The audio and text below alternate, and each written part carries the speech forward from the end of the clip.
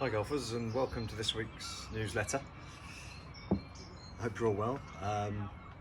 Obviously with Boris telling us that we can go back to playing golf on the 29th of March, whether it's in 2 balls or 4 balls at this moment in time we don't know, but at least it's playing golf again.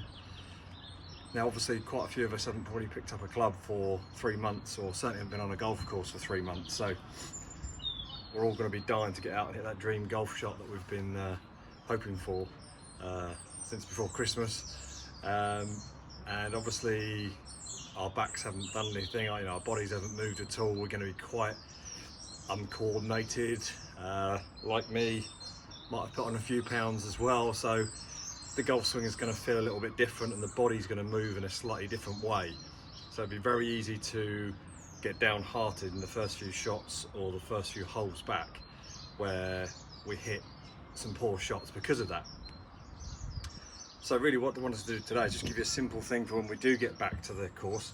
Ideally a few shots hitting the driving net first or the practice ground is going to really enable you to work this in there rather than trying to do it on the first tee with the first golf shot.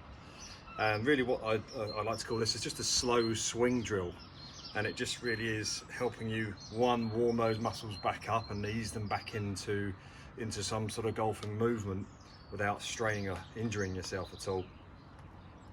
But secondly, by swinging ultra slow motion for the first few shots, it really just helps us think our way and coordinate the correct synchronization of the moving parts during the swing, so that club comes back nice and square and with a reasonably good strike.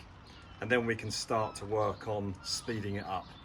So trying to put that into a very short term with 3 balls now, I'm going to go through exactly what I mean.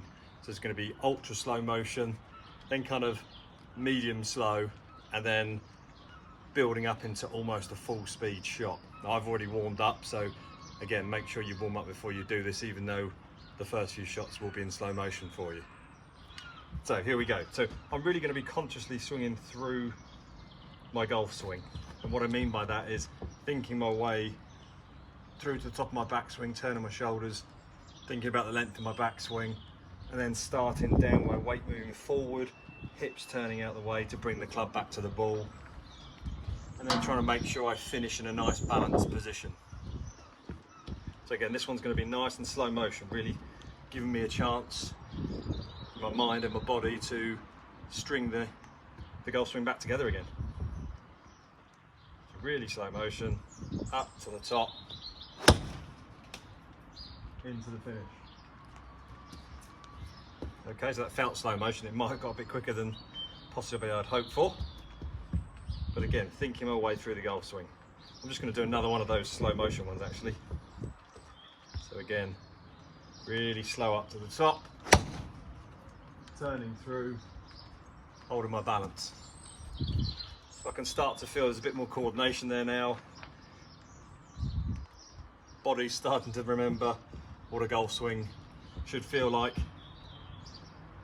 And then we can start to not full out, and I recommend even when you go back on the golf course for the first round or two, just trying to keep it around about 70-80%.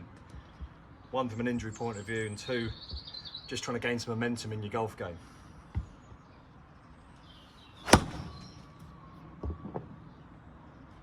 There we go. So started off really slow motion.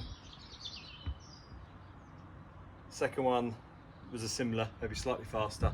But then that last one felt to me about 75% effort.